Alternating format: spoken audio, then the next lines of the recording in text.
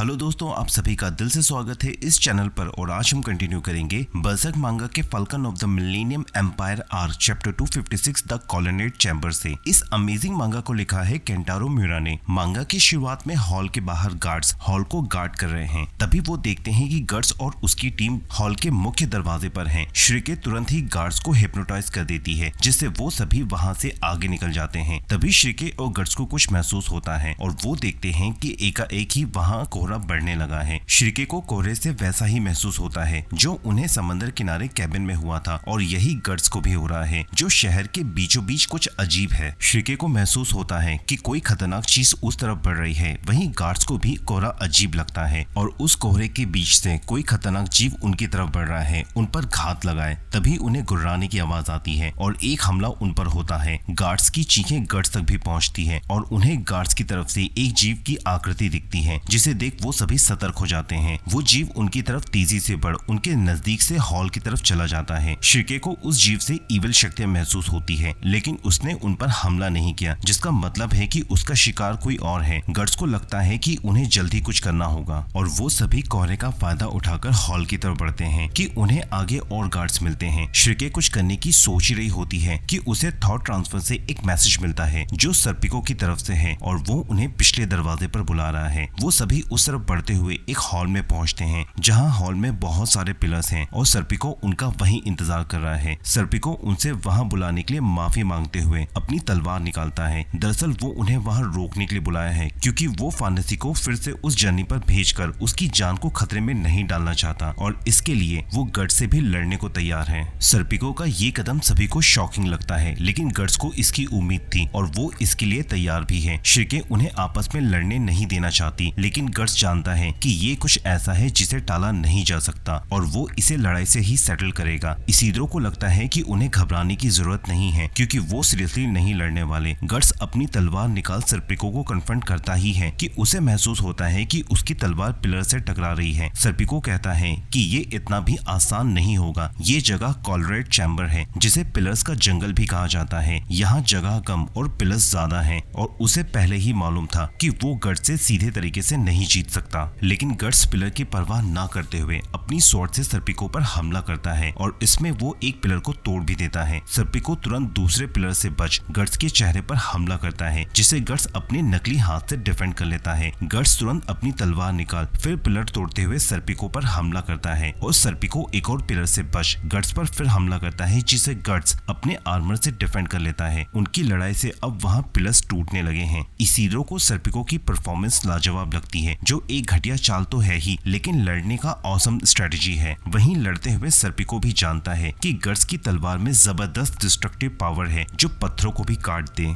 लेकिन पिलर्स के कारण वो उतनी स्पीड नहीं पकड़ पा रही है कि सर्पिको को नुकसान पहुंचा पाए। वहीं अभी के लिए सर्पिको का अपर हैंड है। गर्ड्स सर्पिको पर खड़ी तलवार से हमला करता है, लेकिन हॉल की छत ही रुकावट बन जाती है जो सर्पिको को हमले के लिए मौका दे रही है। लेकिन तब भी गर्ड्स की तलवार की डिस्ट्रक्टिव पावर सर्पिको के लिए जानलेवा ही है। सर्पिको के अपर हैंड होने के बावजूद उसकी तलवार पतली है जो गर्ड्स के आर्मर को छेद नहीं सकती। तब वो गर्ड्स के खुले हिस्सों को टारगेट करता है, जैसे उसके हाथ। गर्ड्स सर्पिको पर सीधी तलवार से भी हमला करता है, जिसका अंदाजा सर्पिको को था और वो मौका देख गर्ड्स की तलवार को डिफ्लेक्ट कर उसके हाथ पर हमला करता है। लेकिन गर्ड्स ने एन मौके पर अपने नकली हाथ को ही आगे रखा। सर्पिको खतरे का कोई चांस नहीं लेना चाहता और गर्ड्स कहीं न कहीं सर्पिको के माइंड को रीड करता चल रहा है। गर्ड्स का आर्मर भी इस इंटेंस सिचुएशन का फायदा उठाकर उस पर काबू करना चाहता है, जिसे अब भी गर्ड्स ने अपनी इच्छा शक्ति से रोके हुए हैं। श्रीके को उनका लड़ना अब भी समझ में नहीं आ रहा है कि वो लोग ऐसा क्यों कर रहे हैं। सर्पिको महसूस कर सकता है कि गर्ड्स इस डिसएडवांटेज सिचुएशन में भी उसे टक्कर दे रहा है और उसे रह रहकर गर्ड्स की सभी वारों के साथ खुद में बदलाव भी महसूस हो रहा है। वो खुद कभी अपनी भावनाओं में नहीं बहा और वो हमेशा ही सिचुएशन के हिसाब से खुद को ढालता हुआ आया है, तब भी जब सिचुएशन अनरीजनेबल हो। और इसी दौरान वो गर्ड्स पर फुर्ती और तेजी से हमला कर ही रहा है। सर्पिको को महसूस होता है कि गर्ड्स से मुठभेड़ और उसकी जर्नी का हिस्सा बनकर सिर्फ फानेसी ही नहीं बदली, बल्कि वो खुद भी बदला। तुम अपनी डेस्टिनी से सीधे जा भिड़े, जबकि मैं अपनी कल्पनाओं में इससे समझौता कर बैठा। तुम वाकई ऐसे शख्स हो जिसे नजरअंदाज करना नामुमकिन है और मुझे खुशी है कि फानेसी बदली, लेकिन मैं तुम्हें आर्मर के गुस्से में अंधा होकर फानेसी को नुकसान पहुंचाने नहीं दे सकता। वहीं इस इंटेंस लड़ाई को बाकी लोग घबराए हुए देख रहे हैं और अब तो सभी पिलर्स निस्ते नाबूद हो चुके हैं। सर्पिको को रियलाइज होता है कि वो अब और नहीं बच पाएगा क्योंकि गर्ड्स का हमला उसकी तरफ ही आ रहा है और एन मौके पर सर्पिको पिलर्स के सहारे तलवार के ऊपर से उछल जाता है, जिससे पिलर को तलवार काट देती है और छत ढहने लगती है। छत के पत्थर गर्ड्स पर गिर रहे हैं और सर्पिको को इसी मौके का इंतजार था। गर्ड्स तुरंत अपनी तलवार अपने सिर पर रख खुद को बचा ही रहा होता है कि गिरते पत्थरों के बीच से गर्ड्स सर्पिको की तरफ बढ़ता हुआ उसे धकेल जमीन पर गिरा देता है और गर्ड्स सर्पिको पर अपनी तलवार से हमला करता है, जिससे अब वो नहीं बच सकता। लेकिन एन मौके पर गर्ड्स अपनी तलवार को रोक लेता है। सभी को लगता है कि सर्पिको मर गया, लेकिन वो अब भी पत्थरों के बीच जिंदा है। उसे उम्मीद नहीं थी कि गर्ड्स गिरते हुए पत्थरों को यूज करेगा, जो गर्ड्स के अकॉर्डिंग बस हो ही गया। पत्थरों की वजह से सर्पिको के सिर पर चोट लग गई है और खून भी बह रहा है, जिस पर श्रीके को चिंता हो रही है और इवेलेरा उसके घाव भरने लगती है। श्रीके रोते हुए कहती है कि वो फिर ऐसा नहीं होने देगी, जिस पर इसीद्रो भी चकित है। सर्पिको गर्ड्स से पूछता है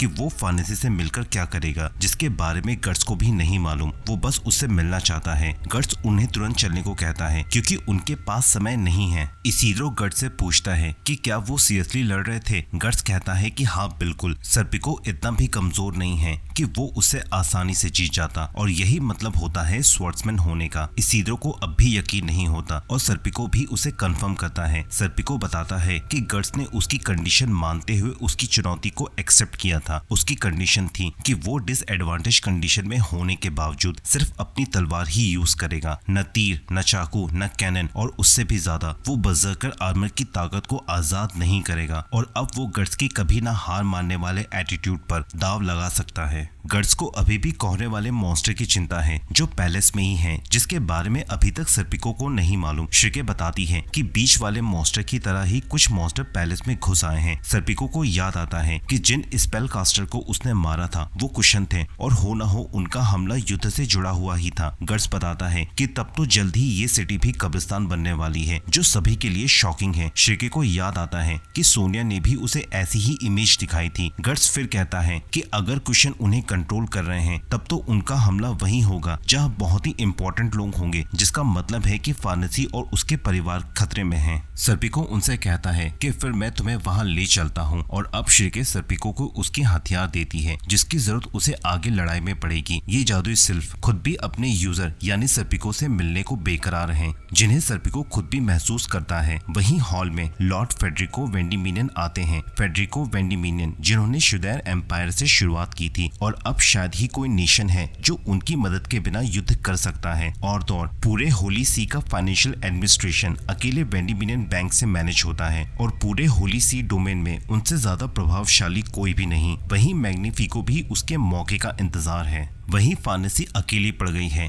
क्योंकि वो सर्पिको को देख नहीं पा रही है। फेडरिको सभी मेहमानों को संबोधित करते हुए कहता है कि होली सी के इतिहास में इतनी बड़ी लड़ाई कभी नहीं लड़ी गई जो अब लड़ी जाएगी। यहाँ पर विभिन्न देशों से आए समस्त रॉयल ये ध्यान रहे कि ये आखिरी रात है जश्न की, क्योंकि कल से हम युद्ध की शुरुआत करेंगे, ये जाम जीत के नाम। वहीं मैग्निफिको भी तैयार है और स्पीच खत्म होते ही वो सभी मेहमानों का ध्यान अपनी ओर खींच कहता है। जश्न के इस मौके पर वेंडिमिनियन फैमिली से जुड़ी एक अनाउंसमेंट करता है। मेरे साथ जो लोग खड़े हैं, रोड्रिक और मैग्निफिको की स्पीच बीच में ही रुक जाती है क्योंकि फार्नेसी वहां से गायब है जो सर्पिको को ढूंढने गई है और बहुत ही शानदार तरीके से उसका प्लान फेल हो जाता है और अब उसे अपने पिता फेडरिको को जवाब देना होगा, जिसका उसमें जरा भी हिम्मत नहीं है। लेडी वेंडिमिनियन जानती थी कि ऐसा ही कुछ होगा। वहीं रात के कोहरे के बीच टेरेस पर वही जीव आगे बढ़ रहा है हॉल की तरफ और उसके साथ ही कोहरा खिड़कियों को घेरने लगा है। खिड़की के बाहर के कोहरे को मेहमान देख ही रहे होते हैं कि कोहरे से एक आकृति खिड़की की तरफ बढ़ती है और अचानक ही खिड़की टूटती है, जिससे कोहरा तेजी से अंदर बढ़कर सभी मोमबत्तियां बुझा देता है और हॉल में पूरी तरह से अंधेरा छा जाता है। फार्नेसी और उसके पिता उसी दिशा में देख रहे हैं कि अचानक क्या हो गया। खिड़की के नजदीक मेहमान घायल हैं, जिनका खून बह रहा है और उन्हें करीब ही किसी के गुर्राने की आवाज आती है। तभी हॉल में दोनों की चीखें गूंजती हैं और मेहमानों पर कुछ छिटकता है। एक नौकर मोमबत्तियां लेकर उनकी तरफ बढ़ता ही है कि वो देखते हैं कि उन पर खून फैला हुआ है, जिसे देख वो चीखने लगते हैं हैं और वहीं जमीन पर कुछ इंसानी सर और टुकड़े पड़े हुए हैं और वहीं एक बहुत बड़ा शेर है जो उनके कद से भी ऊंचा है, अपने शिकार को खा रहा है। रोशनी देख शेर उनकी तरफ आकर्षित होते हुए गुर्राता है, जिस पर सभी डरकर जान बचाने के लिए भागते हैं और अब शेर उनकी तरफ बढ़ रहा है। वहीं फानेसी भी उसे देख रही है कि उसकी नजर कैंडल स्टैंड पर पड़ती है जो सिल्वर का है और उससे बीस्ट को रोका जा सकता है। बीस्ट फेडरिको की तरफ बढ़ ही रहा होता है कि फानेसी कैंडल स्टैंड से बीस्ट पर हमला कर देती है। फानेसी का ये कारनामा उसका परिवार भी देख रहा है जो बड़ी बहादुरी से बीस्ट से उन्हें बचा रही है, लेकिन फानेसी गिर जाती है और इन शाही कपड़ों में वो तेजी से हिल भी नहीं पा रही है। रोड्रिक देखता है कि फानेसी की जान खतरे में है और बीस्ट उस पर हमला करता ही है कि हवा का एक तेज झोंका आता है जिसमें सर्पिको फानेसी को बीस्ट के हमले से ऐन मौके पर बचा लेता है और यही सभी देख रहे हैं। सर्पिको फानेसी से देरी के लिए माफी मांगता है क्योंकि वो किसी को साथ लाया है। वहीं बीस्ट का ध्यान कहीं और जाता है क्योंकि उसका ध्यान गट्स ने अपनी ओर खींच लिया है और अब जश्न में धूम मचाने गट्स आया है। बीस्ट और गट्स की ड्रैगन स्लेयर तैयार है एक दूसरे का स्वाद चखने के लिए। गट्स शांत है। वहीं फानेसी उन सभी के वहां होने का कारण पूछती है, जिस पर इसीद्रो कहता है कि वो वहां खाना टेस्ट करने आया है। मैग्निफिको को कोई आइडिया नहीं कि वो लोग कौन हैं, लेकिन उससे भी ज्यादा एक पागलपन है जो अभी हॉल में हो रहा है। उन्हें यकीन नहीं होता कि कोई बीस्ट के सामने अकेले टिक पाएगा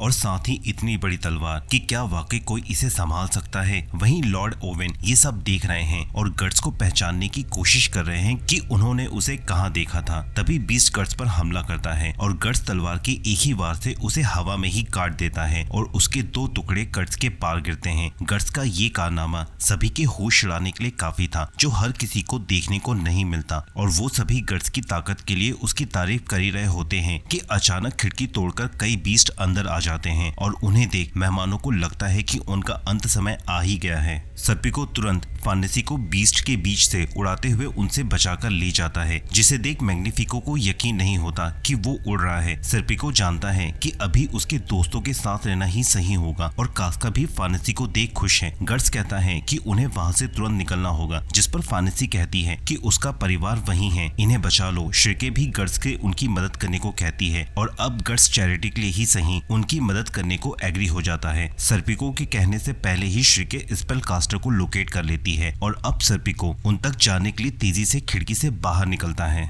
वहीं गट्स अब बीस्ट को कन्फ्रंट करने के लिए तैयार ही है कि उस पर बीस्ट हमला करते ही है कि गट्स एक ही वार से एक बीस्ट को दूसरे से दूसरे बीस्ट को मार देता है। तभी एक और बीस्ट उस पर ऊपर से हमला करता है और गट्स उसे भी काट देता है। मेहमान देखते हैं कि गट्स ने वहां 4 बीस्ट की लाशें बिछा दी हैं, लेकिन अभी भी वहां और भी हैं। गट्स बाकियों के लिए तैयार है और गट्स का कारनामा देख लोग हैरत में हैं। सभी उसे अपनी आर्मी में लेना चाहते हैं। तभी उन पर बीस्ट अटैक करता है, जिसे इसीद्रो अपने एक्सप्लोसिव से वही मार देता है और अब इसीद्रो के लिए भी ये खुशी का मौका है कि एरिस्टोक्रेट उस पर डिपेंड है। वहीं पक मौका देख सभी मेहमानों से चैरिटी के तौर पर 3 गोल्ड कॉइन मांगने लगता है और अब मेहमान उसे देख सकते हैं। तभी बीस्ट वहां कुछ लड़कियों की तरफ बढ़ता है कि तभी श्रिके अपने बैग से जादुई सांप निकालती है जो तेजी से बीस्ट की तरफ बढ़ उसके पैरों से लिपटकर उसे जकड़ लेती है। दरअसल ये है थॉर्न स्नेक या कटीली सांप जो श्रिके ने अपने खाली समय पे मॉन्स्टर से तुरंत निपटने के लिए बनाए थे। श्रिके फानेसी की उंगली पर एक रिंग डालती है जिससे वो इन सांपों को कंट्रोल कर सके और श्रिके को यकीन है कि फानेसी इस लेवल पर इसे कंट्रोल कर सकती है, जिससे फानेसी का कॉन्फिडेंस खुद पर बढ़ रहा है। वहीं गट्स अकेले ही बीस्ट से लड़ रहा है कि उसकी मदद के लिए रोड्रिक आ जाता है। रोड्रिक गट्स से पूछता है कि तुम फानेसी को जानते हो, तब तो तुम, जिस पर गट्स कहता है कि ये काम नौसिखियों के लिए नहीं है, लेकिन रोड्रिक फानेसी को इम्प्रेस करना चाहता है कि तभी बीस्ट रोड्रिक की तलवार तोड़ उस पर हमला करता ही है कि फानेसी थॉर्न स्नेक से बीस्ट के पैर पकड़ लेती है। रोड्रिक देखता है कि उसकी जान फानेसी ने बचाई है और फानेसी उसे चांदी के हथियार उपयोग करने के लिए कहती है और रोड्रिक पास ही पड़ी कैंडल होल्डर से बीस्ट की आंख पर वार कर उसकी आंख फोड़ देता है और उसकी आंख से जादुई कोहरा निकलता है। वहीं सर्पिको तेजी से स्पेल कास्टर की तरफ बढ़ता है जो एक नहर पर छोटे से नाव पर है और सर्पिको तुरंत उन्हें वहीं मार देता है। तभी हॉल में बीस्ट अपने होश में आ जाते हैं, लेकिन वो सभी अभी भी वहीं हैं। गट्स को महसूस होता है कि सर्पिको ने अपना काम कर दिया है और अब वो बीस्ट शांत ही उस जगह पर चक्कर काट रहे हैं। श्रिके तुरंत अपने मैजिक से उन्हें वहीं बांध देती है जो अब अपनी जगह से नहीं हिलेंगे और फानेसी अपने नए हथियार थॉर्न स्नेक को वापस इकट्ठा कर उठा लेती है। श्रिके फानेसी के लिए खुश है कि वो आसानी से इसका सही उपयोग कर पाई और अब गट्स को फानेसी से जवाब चाहिए जिसके लिए वो यहाँ आया है। गट्स पूछता है कि तुम्हारा परिवार यही है, ये एरिस्टोक्रेट की दुनिया है जिसे तुम जानती हो, क्या यही तुम्हारी मंजिल है? फानेसी सोच ही रही होती है कि वहाँ सर्पिको आ जाता है। फानेसी का जवाब अब सभी को सुनना है और वो कहती है कि इन पत्थरों के कैद में मैं कभी लौटना नहीं चाहती। यहाँ से ही मेरा सफर शुरू हुआ था जिसे मैं मिस कर रही थी और एक बार यहाँ वापस आना चाहती थी। वहीं हॉल में अब गार्ड्स आ चुके हैं और वो देखते हैं कि ये पूरा हॉल एक बैटलफील्ड में तब्दील हो चुका है। और तो और मेहमान अब भी गट्स की बहादुरी के लिए उसका गुणगान कर रहे हैं कि उसने अकेले ही बीस्ट को मार दिया। साथ ही फानेसी को लेकर भी कानाफूसी शुरू हो चुकी है जो वेंडिमिनियन फैमिली के होते हुए भी एक विच है। गट्स और फानेसी के बीच की मिसअंडरस्टैंडिंग क्लियर हो चुकी है और उन सभी को पूरा वेंडिमिनियन फैमिली देख रही है। लेडी वेंडिमिनियन फानेसी को देख महसूस करती है कि फानेसी का उन लोगों पर कितना भरोसा है जो उन्होंने पहले किसी और पर उसके मेंशन में रहते हुए नहीं देखा, न उनके लिए, न उसके पिता और न ही उसके भाइयों के लिए जो उसे कभी भी किसी और से नहीं मिला उसके महल में रहते हुए, क्योंकि किसी ने उसे समझने की कोशिश नहीं की। उसने ये कर दिखाया अपनी चाहत के दम पर, एक आशीर्वाद जो उसके तन्हा मन को मिला जिससे लेडी खुद भी जेलस है।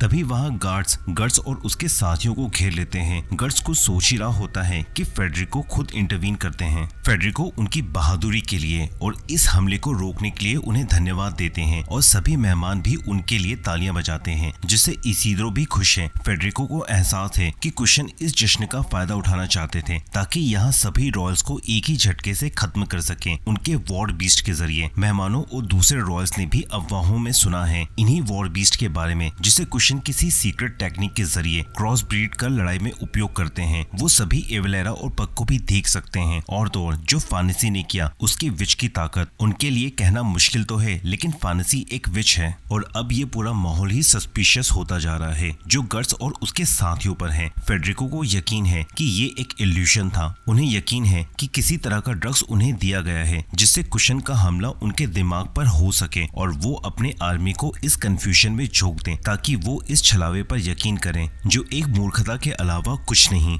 वो नहीं चाहते जब वो कल अपने सोल्जर्स के सामने फेरिस और मॉन्स्टर के इंसिडेंट की बात कर बेवकूफ बने। गट्स को विश्वास नहीं होता कि फेडरिको इस पर अब भी भरोसा नहीं कर रहे हैं। और तो और लेडी वेंडिमिनियन भी फेडरिको की इस स्पीच से इरिटेट हो रही है। तभी मरे हुए बीस्ट से जादुई फॉग निकलते हैं और उसी समय श्रिके और गट्स को फिर वही इविल स्पिरिट्स की फीलिंग आती है। वो सभी जादुई फॉग हॉल में इकट्ठा होकर एक रूप लेने लगते हैं जो गनिष्का का है जिसे देख अब सभी के होश उड़ जाते हैं। गट्स और बाकी सभी भी उसे देख रहे हैं और गट्स को लगता है कि गनिष्का एक एपोस्टल है। गनिष्का अपना इंट्रोडक्शन देते हुए उनके सामने युद्ध की घोषणा करता है। वो कहता है कि जिसे तुम इल्यूजन समझ रहे हो ये तुम्हारे डरावने सपने की शुरुआत है जो कभी खत्म नहीं होगा। और वो तेजी से खिड़की से बाहर चला जाता है। फेडरिको ये देख डर से कांपने लगता है कि वो कितना गलत है। वहीं बाकी लोग इतने बड़े डरावने चेहरे को अभी भी समझने की कोशिश कर रहे हैं। श्रिके बताती है कि उसे बहुत भयानक इविल ताकत महसूस हुई जो ट्री मेंशन पर अटैक करने वाली जैसी ही थी। वहीं गट्स सोच रहा है कि गनिष्का एक एपोस्टल है जो रूलर भी है। क्या वो भी ग्रिफिथ का फॉलोवर है? तब तो ग्रिफिथ ने ही कुशन से हमला करवाया होगा और उसे स्कल नाइट की बातें याद आती है कि आगे सफर में वो और भी एपोस्टल से टकराएगा जो उसे ग्रिफिथ तक ले जा सकती है। वहीं श्रिके गट्स को चिंतित देख उससे बात करने आती ही है कि तभी खिड़की के पास शोर शुरू हो जाता है। वो देखते हैं कि बंदरगाह के पास आसमान लाल हो चुका है जिसका मतलब है कि गनिष्का सही था और गट्स को भी यकीन हो चुका है कि युद्ध शुरू हो गया है जिसकी शुरुआत हुई है रिटानिस बंदरगाह में शिप जलाने से। और यहाँ पर ये वीडियो खत्म होती है। दोस्तों हमने बरसक मांगा चैप्टर 256 से 262 कवर किया है। बरसक मांगा के अगले पार्ट में वॉर डिमन का हमला होगा। ये वीडियो आपको कैसे लगी मुझे कमेंट सेक्शन में बताएं। मिलते हैं अगले वीडियो में, तब तक के लिए गुड बाय।